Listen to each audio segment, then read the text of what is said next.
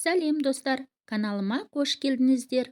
Сонау есте жоқ ерте замандарда адамзат баласы дәрі-дәрмек деген дүниені мүлде білмейтін. Олар өздерінің сырқаттарынан айығу үшін халықтық амал тәсілдердің көмегіне жүгінетін еді. Сондықтан да шөптерден жасалған дәрілер бүгінге дейін маңызын жоғалтпай келеді.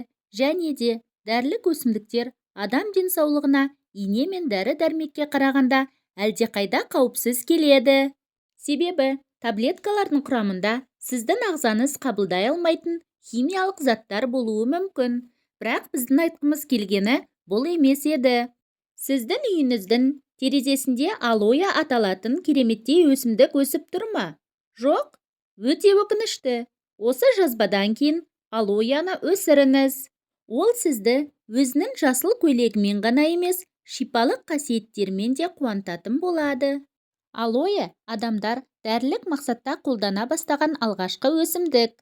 Қазіргі заманның дамығанына қарамастан, оның танымалдылығы өте жоғары болып отыр.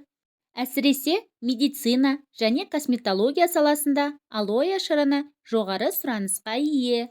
Сіз білесіз бе, айдай әлемге танымал Клеопатра ханшайымның өзі алоэдан жасалған кремді жаққан екен. Дәрігер диоксид алоэ жараларды емдеп, ұйқыны тыныштандырады деп жазып кеткен.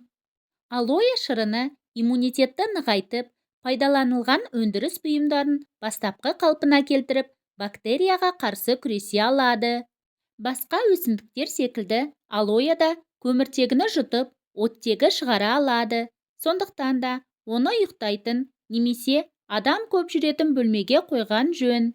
Жер бетінде алоэның 300-ден астам түрі бар, және оның әрбірінің өзіндік қасиеттері бар. Мәселен, бұта қалпындағы түрі ішкі ағзаға жақсы әсер береді. Ағаш түріндегі алоэ сыртқы сырқаттарға қарсы тұра алады. Алоэ өте қарапайым. Оның өсуіне ылғал мен жарық жеткілікті. Оның көбеюі де қиындық тудырмайды. Ұрықпен де, бұталармен де, сабақтармен де, тіпті жапырағымен де өніп кете алады. Алоэ екі қабат әйелдер, бүйрек, өт қабы, цистит, геморрой ауруларымен қиналатын адамдарға кері әсер етеді. Сондай-ақ қан қысымында ауытқушылығы бар адамдарға да алоэға жақындауға кеңес берілмейді. Алоэны қандай жағдайда қолдануға болады?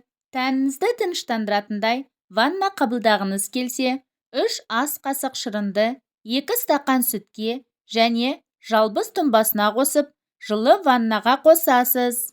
Мұндай ваннада 15 минут жатуға болады. Күйік шалғанда, іріңді жаралар пайда болғанда алоэны қойып, дәкемен таңып тастау керек, және әр 2 сағат сайын ауыстырып тұру керек.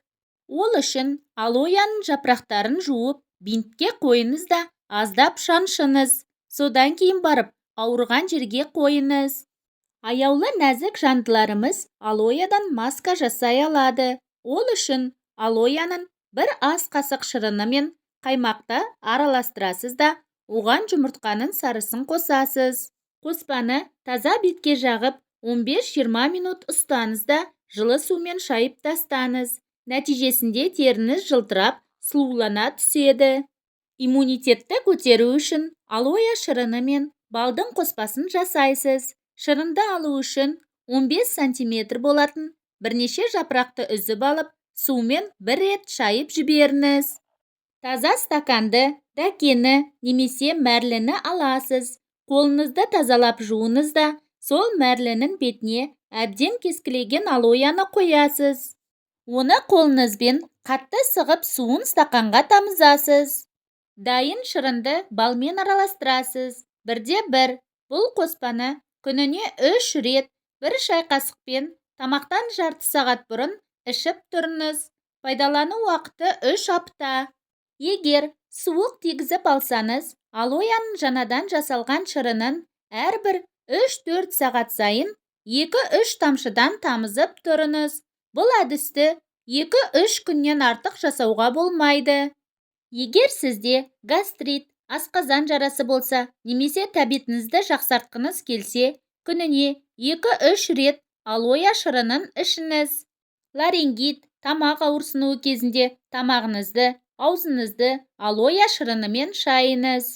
Шаштың түсуінен сақтану үшін алоэ шырыны мен балды араластырып, оған туралған сарымсақ қосамыз. Барлығын араластырамыз. Дәрі даяр. Осы қоспаны зақымданған жерге жағып 15 минут ұстайды. Алоэ шырынымен бронх демікпесі және дизентерияны емдеуге болады. Осы келеңсіздіктерден құтылу үшін жарты шай қасық бал және тең мөлшерде сүт пен алоэ шырынын қосып, тамақтанудан жарты сағат алдын ішу керек. Бұл дәріні күніне 3 рет және 3 апта қабылдау қажет. Содан соң 14 күн демалып, емді қайта бастау қажет.